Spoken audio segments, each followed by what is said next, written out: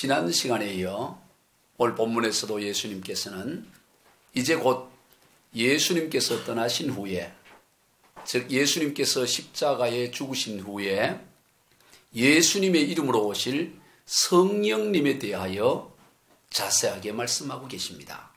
성령님은 영원토록 우리와 함께 거하신다고 말씀하십니다. 우리를 거처 삼으시고 우리를 성전 삼으셔서 우리 속에 영원히 거하십니다. 이것은 참으로 놀라운 일입니다. 천지가 개벽되는 일만큼이나, 아니 그보다 더 놀라운 일입니다. 성령 하나님은 근본 하나님의 본체이십니다. 하나님이십니다. 우주 만물을 창조하신 하나님이십니다.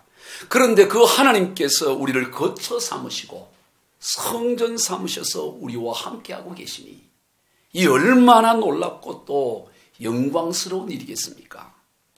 이 사실 하나만으로도, 이 사실 하나만 제대로 믿어도 영원히 감사하고 또 감사하며, 영원히 기뻐하고 또 기뻐하며, 영원히 노래하고도 또 노래할 수가 있는 것입니다. 그런데 왜 우리의 삶이 그러질 못하고 있습니까? 믿지 않기 때문입니다. 아니, 믿을 수가 없기 때문입니다. 물론 성경에 그렇게 기록되어 있기 때문에 믿는다고 하겠지만 실상은 믿어지질 않습니다. 그저 막연히 성경적인 지식으로 알고 있을 뿐입니다. 성도 여러분, 근본 하나님이신 성령님께서는 저와 여러분을 성전 삼으시고 거처 삼으셔서 영원히 우리와 함께하고 계신다는 이 사실을 바로 알아야 합니다. 바로 믿어야 합니다. 그러면 삶이 달라집니다. 굳이 달라지려고 애를 쓰지 않아도 달라질 수밖에 없는 것입니다. 고린도전서 3장 16절로 17절입니다. 시작. 너희는 너희가 하나님의 성전인 것과 하나님의 성령이 너희 안에 계시는 것을 알지 못하느냐? 누구든지 하나님의 성전을 더럽히면 하나님이 그 사람을 멸하시리라. 하나님의 성전은 거룩하니 너희도 그러하니라. 거룩하신 성령 하나님께서 우리를 성전 삼으셔서 우리 안에 거하고 계심을 믿으면 우리 또한 거룩해지는 것은 지극히 당연한 것입니다. 거룩하신 하나님께서 우리 안에 거하고 계시는데 우리가 어떻게 죄를 지을 수 있겠습니까? 성령 하나님이 나와 함께 하심을 믿는 사람들에게서 가장 힘들고 가장 고통스러운 일이 있다면 그것은 바로 죄를 짓는 일입니다. 정말로 성령 하나님이 나와 함께하고 계심을 정말로 믿는다면 죄를 짓고 더러운 일을 하는 것보다 더 힘들고 고통스러운 일은 없을 것입니다. 사랑하는 성도 여러분, 성령 하나님께서 저와 여러분 가운데 함께하고 계십니다. 이것을 믿어야 합니다. 이것이 믿어져야 합니다. 신앙생활은, 기독교 신앙생활의 모든 본질과 핵심이 여기에 있습니다. 오늘 본문의 내용은 그러하신 우리 성령님께서 우리 인생 가운데서 구체적으로 어떤 일을 행하시는지를 말씀하고 계십니다. 본문 26절입니다. 시작. 보혜사 곧 아버지께서 내 이름으로 보내실 성령, 그가 너희에게 모든 것을 가르치고 내가 너희에게 말한 모든 것을 생각나게 하시리라. 아멘. 성령 하나님께서 우리 가운데 거하셔서 우리로 하여금 모든 것을 가르쳐 주신다고 말씀합니다. 저와 여러분에게 모든 것을 가르쳐 주시고 예수님께서 말씀하신 모든 것을 생각나게 해주신다고 말씀하십니다. 여러분, 성령 하나님은 우리 가운데 거하셔서 우리 인생 가운데 모든 것들을 가르쳐 주십니다. 몇 가지가 아니에요. 모든 것이라고 말씀합니다. 그런데 문제는 정말 그럴까? 정말 성령 하나님이 내게 모든 것을 가르쳐 주실까? 그것에 대한 의문이 있습니다. 어떻게 모든 것을 알려주시겠어?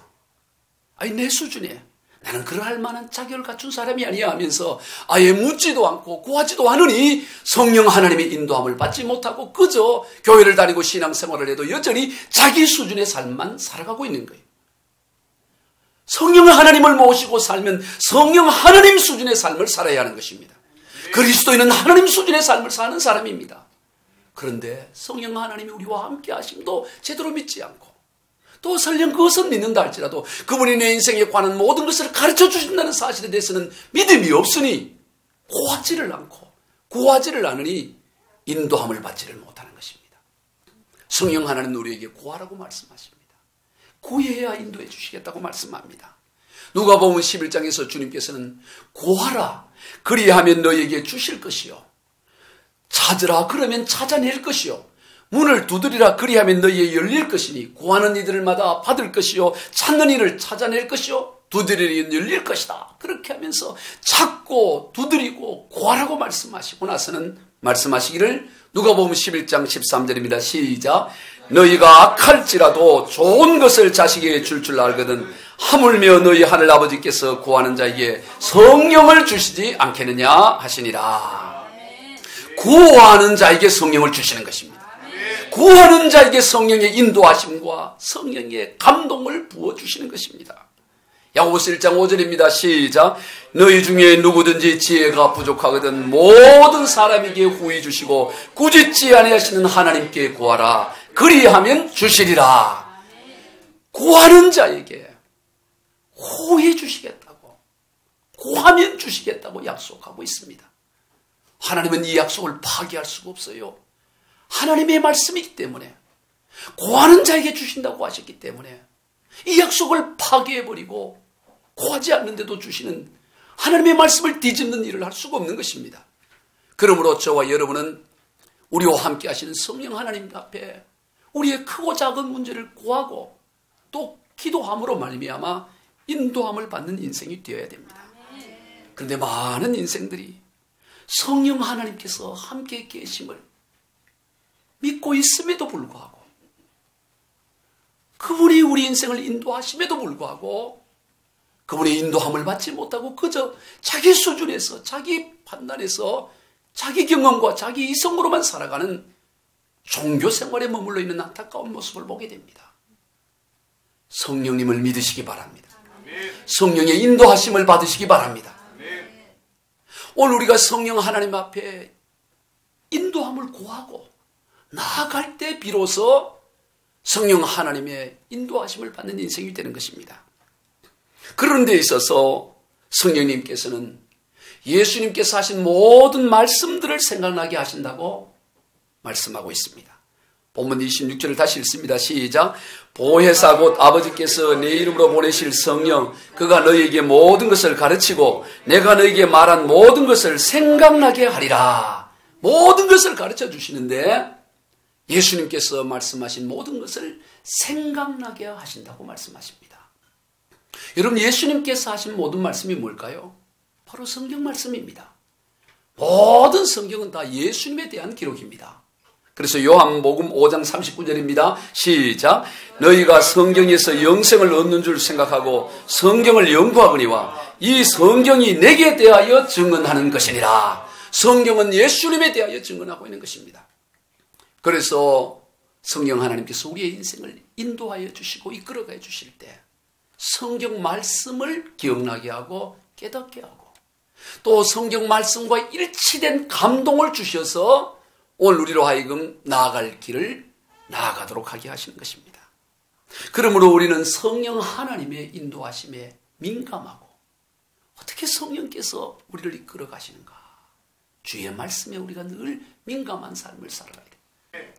전에도 한번 말씀을 드렸지만 네덜란드 출신의 이 코리덴붐 여사는 그저 자기 집에 그 유태인들을 좀 숨겨줬다는 이유로 나치에 의해서 강제 수용소에 구금이 되고 그 부모와 언니와 다 구금이 돼서 온갖 고초를 당해 결국 아버지가 죽고 그리고 자기 언니도 그 구금을 시켜놓고 인간 이하로 괴롭혀요.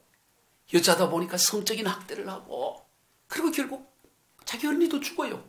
강제 수용소에서.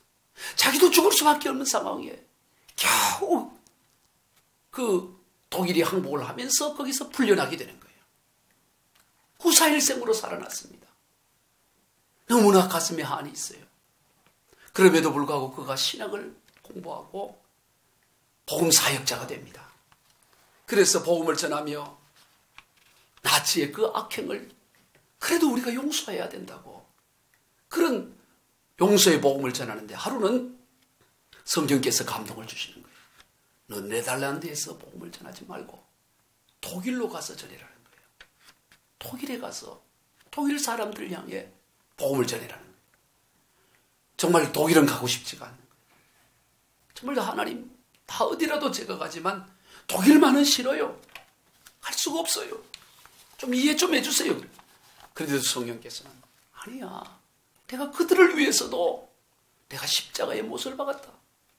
그들을 위해서도 내가 죽었노리라. 내가 십자가에 못 박힐 때 다 나를 등지고 욕하고 그랬지만 그들을 위해서도 나는 십자가에 죽었으니 너도 가서 그들에게 복음을 전해야 된다는 거예요. 그래서 어쩔 수 없이 코리데 문 여사가 독일에 가서 집회를 하고 용서의 복음을 전하는데 많은 독일 사람들이 주님 앞으로 돌아오는 거예요. 그래서 어느 교회에서도 또 그렇게 용서의 복음과 메시지를 전하는데 이제 다 끝나고 이제 인사를 하기 위해서 예배당 밖에 서서 한 사람 한 사람 인사를 하는데 근데 저 멀리서 한 사람이 걸어오는데 보니까 자기 심장이 멎는 것 같고 피가 거꾸로 솟아나 바로 자기 언니 베시를 성고문하고 죽인 그리고 자기도 그렇게 했던 그 포악한 사람이 그 사람이 지금 예배당에 예배에 참여했다가 자기한테 성큼성큼 다가오는 거예요. 가슴이 멈추는 것 같고 죽을 것 같고 가까이 다가오는데 하나님 저 사람은 용서를 못하겠어요. 저 사람은 정말 용서가 안 돼요. 저 좀 이해해 주세요. 그러는 거예요. 그런데 하나님의 감동이 들리고 와요. 내가 저를 위해서도 십자가에 죽었다. 내가 저를 용서했다. 그러니 네가 내 딸이라면 너도 용서를 해줘야 된다는 거예요. 안 돼요. 이건 내가 너에게 권하는 게 아니고 명령이다. 그러니까. 하도 안 된다 그러니까. 그 순간순간 영적인 그 교류가 있었던 거겠죠. 그래서 결국은 그를 용서하기 위해 손을 내미는 순간 그가 하는 말이 이 사람 잘 몰랐던 것 같아요. 저 같은 사람도 용서받을 수 있나요? 그러고 손을 내밀고 손을 잡는데 그 손을 잡는 순간 하늘에서 그 은혜와 기쁨과 그 모든 그 한이 녹아지는데 그때 그 표현에 따르면 그 말로 다 할 수 없는 기쁨이 솟아오는데 하늘로부터 마치 10년을 더 젊어져서 그 자기의 모든 세포가 다시 살아나는 것 같은 그런 경험을 했노라고 간증하고 있는 것입니다. 하나님의 역사를 경험하게 된 거예요. 만약 그러지 않고 성령의 인도함을 그 순종하지 않고 저건 안 돼요 안 돼요 하면 한평생 그 원한으로 고통으로 그거 미움이 있다가 어쩌면 그게 암으로 변할 수도 있지 않았겠어요. 그런데 성령의 인도함을 따라갔을 때 그 이제는 어떤 것에도 매이지 않은 참 자유와 기쁨과 참 능력의 복음 전도자가 된 줄로 믿습니다. 성령 하나님의 감동을 받을 때 우리는 하나님 수준의 삶을 살게 되는 거예요. 우리가 성령 하나님의 감동에 순종하여 나갈 때 우리는 하나님 수준의 삶을 살게 되는 것입니다. 다음으로 오늘 본문에서 예수님께서는 제자들에게 평안을 말씀하십니다. 성령님이 임하시고 성령의 인도하심을 받는 인생 가운데는 세상이 알 수 없는 평안이 있습니다. 오늘 본문 27절입니다. 시작. 평안을 너희에게 끼치노니 곧 나의 평안을 너희에게 주노라. 내가 너희에게 주는 것은 세상이 주는 것과 같이 아니하니라. 너희는 마음에 근심하지도 말고 두려워하지도 말라. 오늘 저와 여러분에게 주신 이 평안은 세상이 주는 평안과 다른데 어떤 평안이냐면 나의 평안을 너희에게 주는 나의 평안이 누굽니까? 예수님의 평안이에요. 하나님의 평안이라고 말씀합니다. 여러분 하나님의 평안에는 어떤 근심과 염려와 두려움의 그림자조차도 없어요. 하나님의 평안에 어떻게 뭔가 약간의 염려, 뭔가 약간의 두려움, 뭔가 약간의 불안한 평안 그게 말이 되겠습니까? 하나님이 다 좋으신데 뭔가 약간 부족하고 약간 불안해하고 약간 두려워하는 하나님 그게 말이 되겠어요? 오늘 하나님의 평안 가운데는 약간이라는 게 있을 수 없어요. 뭔가 좀 이런 게 있을 수 없습니다. 온전한 평안만이 있는 줄로 믿습니다. 마가복음 4장에서 예수님께서 날이 저물어서 제자들과 함께 배를 타고 갈릴리 바다를 건너가고 계셨습니다. 그런데 하루 종일 사역을 하느라고 피곤해서 날이 저물었고 밤이 되었기 때문에 예수님이 배 뒷전에서 깊이 잠이 들었습니다. 그런데 그때 갑자기 바람이 불기 시작하더니 점점 더 쳐서 큰 광풍이 되었습니다. 바람이 몰아치는데 제자들이 어부 출신의 제자들이 많음에도 불구하고 어떻게 배를 어떻게 할 수가 없는 상황이 됩니다. 물이 그냥 배 안으로 물려 들어옵니다. 물이 그냥 들어오는데 거의 배가 물에 그래서 배가 전복될 그런 위기까지 있는데도 불구하고 예수님은 깊은 잠을 자시는 거예요. 그때서 제자들은 예수님을 흔들어 깨웁니다. 선생님, 이제 우리가 다 죽게 되었습니다. 지금 잘 때가 아닙니다. 어서 일어나서 우리를 좀 구원해 주십시오. 그렇게 소리를 쳤습니다. 그때서야 예수님께 일어나셔서 풍랑이는 갈릴리 바다를 향해서 잠잠하라, 고요하라 그렇게 말씀을 하십니다. 그랬더니 그냥 그렇게 풍랑이던 바다가 잔잔히 고요해지는 거예요. 그리고 나서 예수님께서 제자들에게 너희가 왜 이렇게 무서워하느냐? 너희가 아직도 나를 믿지 못하느냐? 그렇게 말씀을 하셨습니다. 아니 온 우주 만물을 창조하신 우리 주님이 누구신지를 바르게 알게 되면 거기서 요동하고 두려워할 이유가 없어요. 자주 말씀을 드리지만 우리 하나님께서는 지구보다 부피가 130만 배나 큰 태양을 말씀 한마디로 창조하셨어요. 바로 그분이 우리 주 예수 그리스도이십니다. 아니 태양보다 50배나 더 큰, 50배도 아니고 50억 배나 더 큰 방패 자리에 있는 UY 스퀴트라는 이 별 하나가 얼마나 큰지 태양을 중심으로 하면 토성까지 다 덮을 만큼 그런 별을 창조하신 이가 우리 주 예수 그리스도이십니다. 그러니 기껏해 그 갈릴리 바다 전체를 다 한들 그게 무슨 의미가 있겠어요? 그 풍랑이 무슨 의미가 있겠습니까? 정말로 예수님이 누구신지를 알게 되면 아무것도 아닌 것입니다.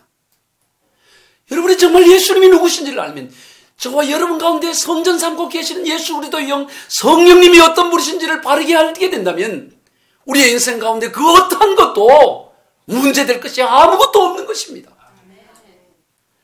이사야 40장 15절과 17절입니다. 시작.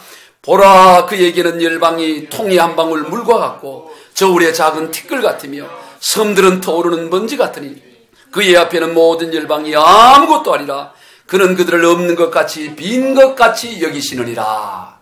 모든 열방이라는 것이 하나님 앞에는 통에 있는 물 한 방울에 지나지 않는다는 거예요. 뭐 미국이 어떻고 유럽이 어떻고 하나님 볼 때는 그거 다 통에 물 한 방울 정도로 여기는 거예요. 아무것도 아니라 빈 것 같이 아예 없는 것 같이 그렇게 여기신다고 말씀합니다. 하나님 앞에서 열방이든 무엇이든 아무것도 아닌 것입니다. 그러니 우리가 온전한 평안을 누리게 되는 것입니다. 세상이 주는 평안과는 본질적으로 다릅니다. 세상이 주는 평안은 조건적인 평안입니다. 그래서 불완전한 평안입니다. 이러한 저러한 조건들이 갖추어질 때만 비로소 누리는 평안이지요. 그런데 조건은 언제나 변화가 일어납니다. 변할 가능성이 있습니다. 지금 사업이 잘 되어서 평안하고 지금 몸이 건강해서 평안하고 지금 높은 지위에 올라서 평안하다면 그러나 그 평안 속을 들어가 보면 더 큰 불안이 있습니다. 지금 사업이 잘 되어서 평안한데 혹 이 사업이 잘 되지 못할까? 어려워지면 어떨까? 그 바닥에는 불안함이 있습니다. 지금 내가 건강해서 평안한데 그러나 이러다가 병들면 늙어지면 어떻게 될까라는 더 깊이에 들어가 보면 더 큰 불안이 자리 잡고 있습니다. 즉 그 높은 지위에 올라서 평안하다면 그러나 이 자리를 탐하는 자들이 있고 얼마든지 여기서 떨어지게 될 수도 있는데 하면서 더 깊은 불안이 그 저변에는 더 깊이 자리 잡고 있는 것을 보게 되는 것입니다. 언제나 조건적인 평안입니다. 그러나 하나님으로 말미암은 평안은 조건이 아니라 하나님의 존재하심으로 말미암은 평안입니다. 하나님이 존재하시기 때문에 영원토록 존재하시고 영원히 함께 하시고 영원히 우리와 함께 동행하고 계시기 때문에 주어지는 평안이기에 요동함이 없는 영원한 평안이 되는 것입니다. 흔들림이 없어요. 하늘로부터 오는 평안. 오늘 우리의 성도들이 이 평안을 누리시기를 바랍니다. 돈 몇 푼 때문에 지갑이 좀 두둑하기 때문에 누리는 평안이 아니라 온 우주 만물을 창조하신 그 하나님이 나를 성전 삼으시고 나와 함께 하시기 때문에 그분의 존재 때문에 누리는 평안. 이런저런 조건 때문에 누리는 평안이 아니라 하나님이 나와 함께 하시기 때문에 누리는 평안. 그 어떤 것도 빼앗을 수 없는 평안. 이걸 누려야 되는 것입니다. 천만금을 주고도 살 수 없는 평안이에요. 하늘로부터 주어지는 평안이에요. 평화 평화로다 하늘 위에서 내려오네. 그 사랑의 물결이 영원토록 내 영혼을 덮으소서. 내 마음속에 솟아난 이 평화는 깊이 묻힌 보배로다. 나의 평화를 캐내어 가져갈 자 그 아무도 없으리라. 아멘. 이 평화는 그 누구도 캐내어 갈 수가 없어요. 조건적인 것은 언제든지 변할 수가 있습니다. 언제든지 요동할 수 있습니다. 그러나 이 평화는 누구도 캐내어 갈 수 없는 하늘로부터 주어지는 평안이요 내 속에서 솟아나는 평안입니다. 이 땅 위에 험한 길을 가는 동안 참된 평화가 어디 있느냐? 다 가짜 평안입니다. 우리 모두 다 예수를 친구 삼아 참 평화를 누리겠네. 주님으로 말미암은 평안만이 참된 평안이요 평화입니다. 평화 평화로다 하늘 위에서 내려오네. 그 사랑의 물결이 영원토록 내 영혼을 덮으소서. 영원토록 덮는 거예요. 그리고 오늘 본문에서 예수님께서는 이 모든 것을 제자들에게 미리 말씀하시는 것은 막상 주님께서 말씀하신 일, 곧 예수님께서 십자가에 죽이심을 당하는 그 일이 일어났을 때 제자들로 하여금 당황하지 말고 담담히 믿음으로 받아들이게 하기 위함이라고 말씀하셨습니다. 또 예수님께서 십자가에 죽으심을 당하시는 것은 예수님께서 하나님 아버지를 사랑하셔서 또 하나님 아버지께서 명령하신 것을 수행하기 위함이라고 말씀하셨습니다. 세상의 왕인 사탄 마귀가 그의 뜻을 이루는 것이 아니라 도리어 하나님의 뜻이 이루어지시는 십자가의 죽음이라는 말씀인 것입니다. 그러므로 그런 일을 당할 땐 낙담하거나 두려워하거나 당황하지 말고 넉넉히 믿음으로 감당하라고 말씀하시는 것입니다. 그렇습니다. 넉넉히 감당할 수 있습니다. 오늘 저와 여러분의 인생 가운데 그 어떠한 일도 하나님 몰래 일어나는 일이었고 다 하나님의 섭리 가운데 있기에 우리가 믿음으로 받아들이기만 하면 얼마든지 넉넉히 감당할 수가 있는 것입니다. 왜 그렇습니까? 성령 하나님께서 우리 인생을 성전 삼으시고 우리 인생을 거처 삼으셔서 영원히 함께하고 계시고 그저 영원히 함께하고 계실 뿐만 아니라 모든 것을 가르쳐 주시며 그때그때마다 주님께서 하신 모든 말씀을 깨닫게 해주시기 때문입니다. 그리하여 언제나 우리 주님의 평안, 나의 평안을 너에게 주노라. 그 평안 가운데 거함으로 말미암아 우리는 넉넉히 감당하고 넉넉히 승리하는 인생이 될 수 있는 것입니다. 우리 모두 그러한 삶이 다 되실 주 예수 그리스도 이름으로 축원드립니다.